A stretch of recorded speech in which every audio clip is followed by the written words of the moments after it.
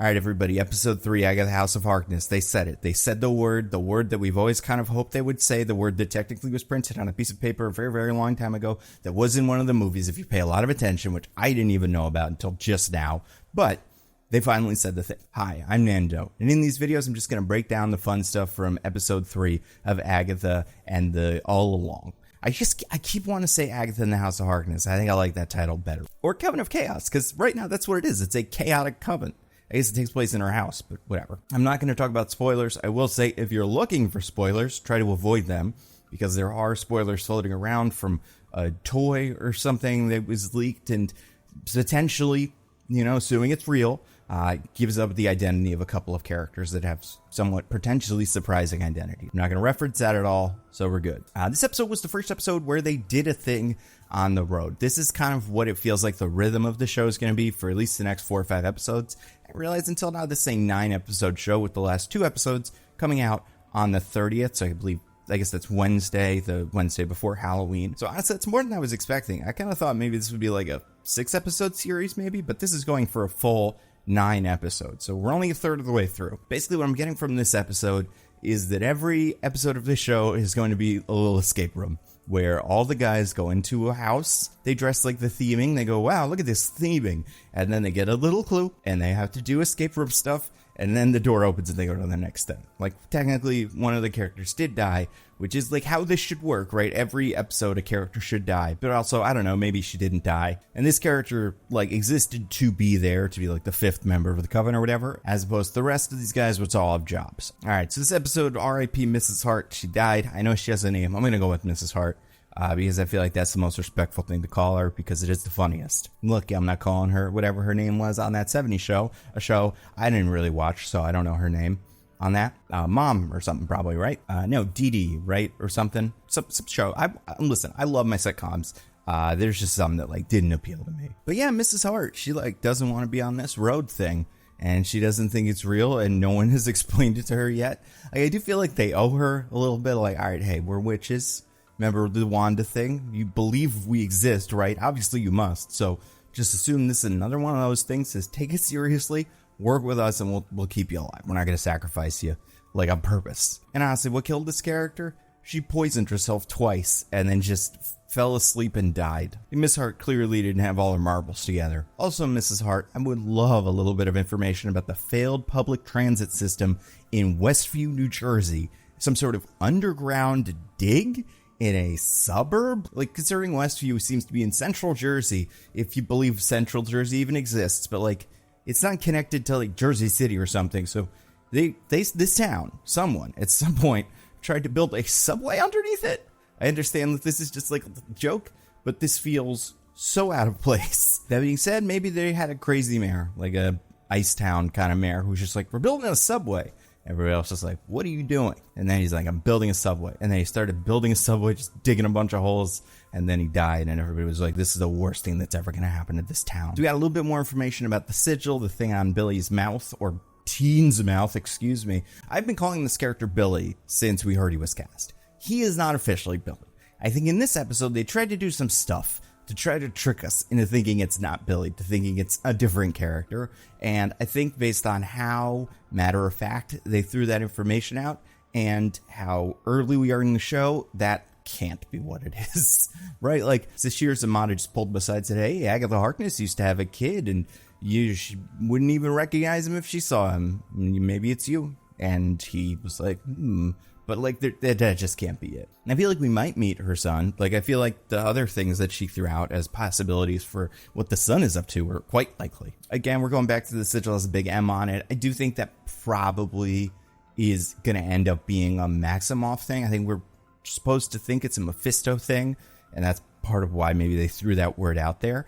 But I think we're going to end up finding out that it's something Wanda did so that witches couldn't find her secret son, if that's who he is, if that is who Billy is. But again, I have thought that since this character was cast. One online I really loved, the house appeared and somebody asked, was that always there? And then Agatha said, we should stop asking that question. I agree. I think that's funny. I think Agatha is funny. I think as a character, like, she's got a very specific energy, and sometimes it's a lot, but when she is just delivering, like she's drinking the wine, and you know when she finishes it, she's going to say something silly, and she's just also cheap. It's a very good delivery of that line, and I think Catherine Hahn was great.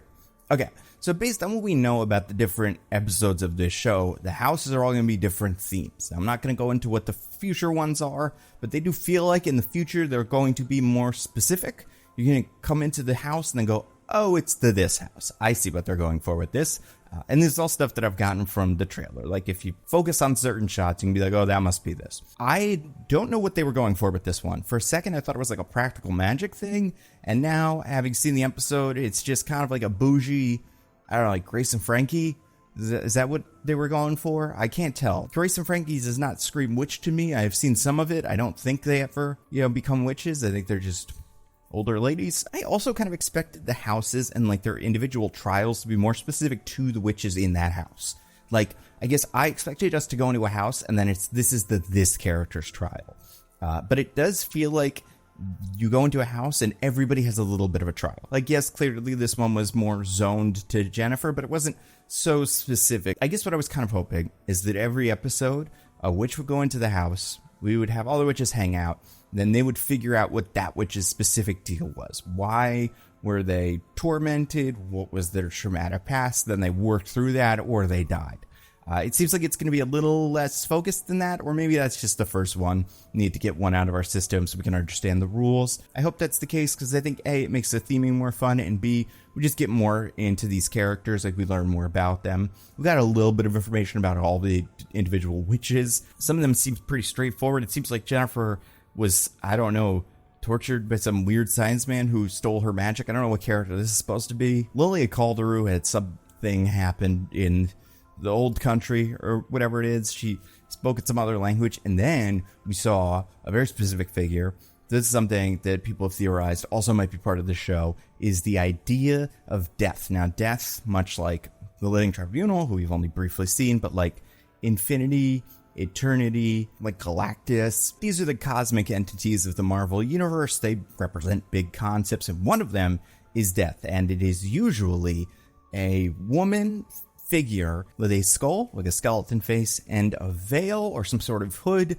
So drawn a million different ways. Most people know them from one of two things. Either they are Thanos' like love interest, who Thanos pines for, but has no real affection for Thanos. It's why in the comics he does his destroy half the universe thing. And the other side, Lady Death is in love with Deadpool, who cannot die, so they have this kind of difficult relationship where they're cursed never to be together, but they actually like each other. Now, it seems like Lilia Calderu had some run-in with Death or something like that, and that's interesting.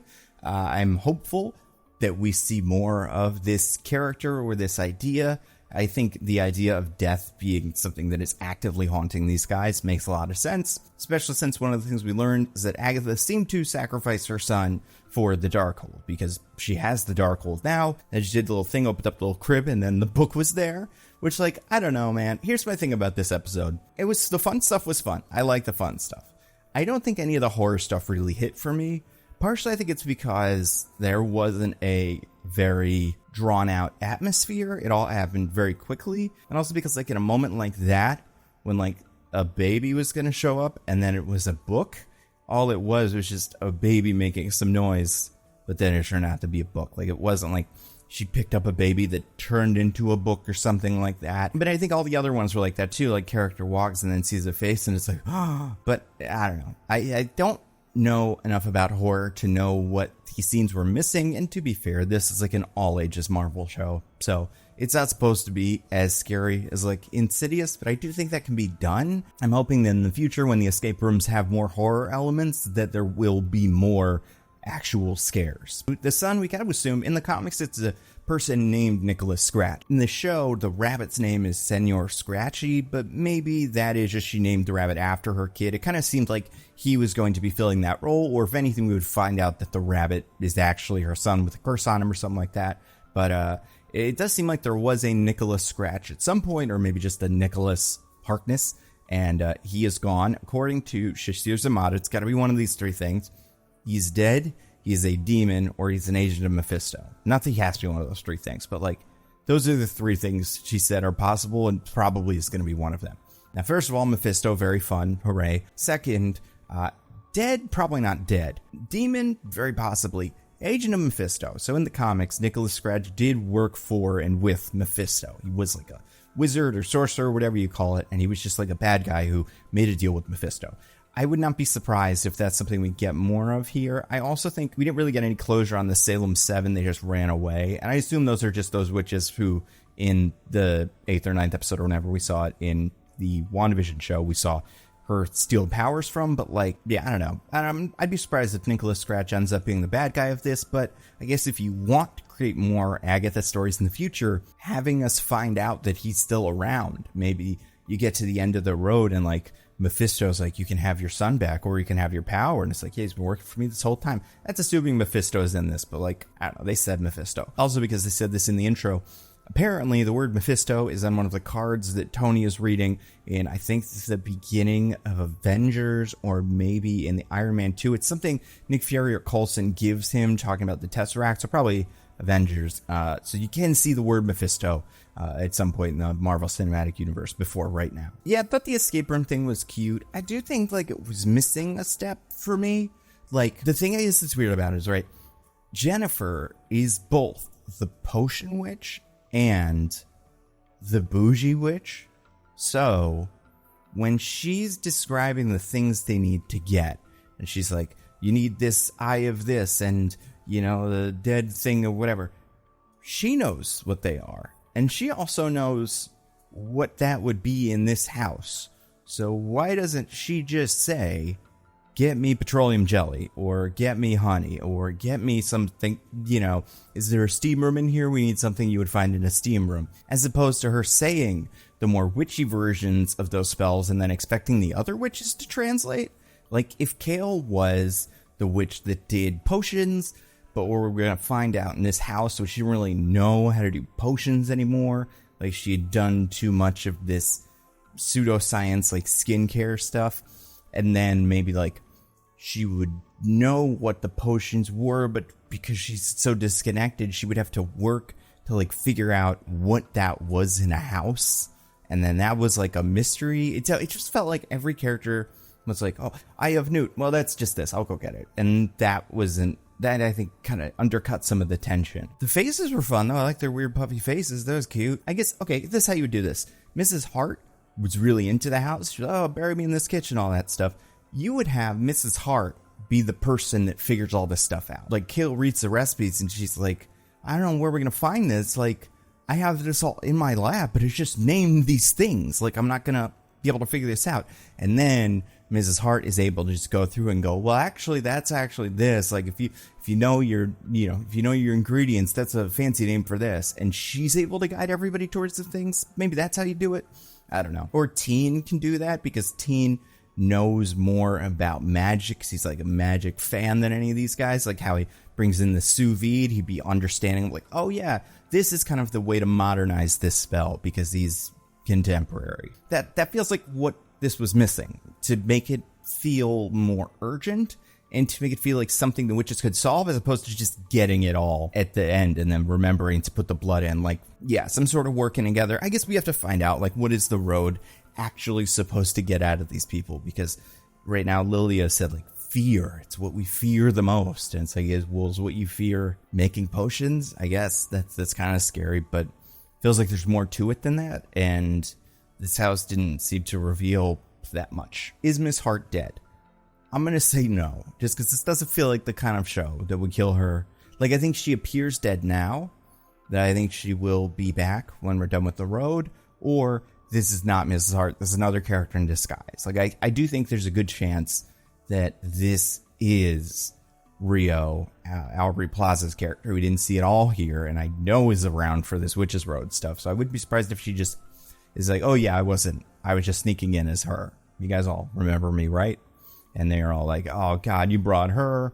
It's like, I was trying not to bring her, but I tricked you, ha ha ha, now I'm part of this. I don't know. Maybe something like that. It all depends on what she is. We theorized last week that she is Blackheart, just because they said the word Blackheart around her a bunch. And Blackheart is Mephisto's son, so Mephisto's daughter. I think that would make sense. See a lot of people theorizing that she is Lady Death. That's certainly an option. I do think now we're going to see Mephisto in this show. I kind of just assume he's going to be at the end of the road, the way that it feels like Agatha, if Agatha did trade her son for the Darkhold, she had to trade with someone, I assume. And because Mephisto's name is brought up, it makes sense that Mephisto is around here or something. So I'm excited to see him. Rumors were that it was going to be played by Sacha Baron Cohen, an actor that I think would do great at that. Overall, this episode was okay. I think as a first little witch thing, it was fine. I was kind of hoping there would be some singing. It's kind of hoping every episode would have a song. Maybe there will be more singing later. I do think we're supposed to expect a couple more songs, but it feels again like this was another tone setter. So the first couple episodes were setting up this team and the idea of the Witch's Road, and now we got one very simple house to show what the road is about. But it really was like an escape room. Like, they did the thing and then colors changed and then the door opened that they had to go through. Like, that's very escape roomy. And I don't know, I wouldn't be surprised. I don't think they could make this escape room because it just wouldn't be that interesting, because it would just be a big house where the walls, I guess, turn to water. I don't know, sometimes when they make stuff like this, especially like when I was watching stuff as a kid, I'd watch like The Emperor's New Groove and go, they're going to make that roller coaster someday. Like that's why they made that, kind of, is partially just because it'd be a fun roller coaster. With this, I'm like, are they going to try to pop up an Agatha escape room in Disney World? But it would be this. Actually, I think they did some sort of Witch's Road escape room thing. I don't know, man. Escape rooms, I went to a couple and I had a good time, but like, now, escape rooms are cool. I got nothing against escape rooms. So far, this is my least favorite episode of the show. First one was my favorite because I like the Mare of Easttown stuff. Second one, I just thought was fun. I like that. And this one, while I enjoyed the production of it, I think we're going to get more fun versions of this one as time goes on. I also just don't love Deborah Jo Rupp being here. Not because she's bad at this, but just because her vibe, I feel like, takes us out of it a little bit more. If everybody was taking it seriously, maybe that would be how you'd build the atmosphere. But I think she was sort of maybe in the way of that. So maybe that's why they wrote that character out. I don't know. Also, I have to give credit to Sashir for this line read. No, wait, get out of here. I do think so far this show is successful. Like, I have her standing next to Oz over here, and like, the Penguin show is incredible. But I'm having fun with this. And I think as we get closer to Halloween and we get further into the road, we learn more about these characters. I'm hoping that this is fun. I think it will be fun. So who do you think Teen is secretly? Who could he be? It could be anybody. It could be Agatha's son. Could be Billy, Wanda's son, who it probably is. And, did Vision ever make a sous vide or something? He said, oh, my dad loved sous vide. That feels like such a clue, but it's also like, I don't think I've ever even seen one of those things in real life. So I cannot imagine that was part of WandaVision at some point. Vision did like to cook, though. He was a cooking guy, so that's something, I guess. And like, share, subscribe, all that stuff. Stay safe, everybody. I'll see you next time.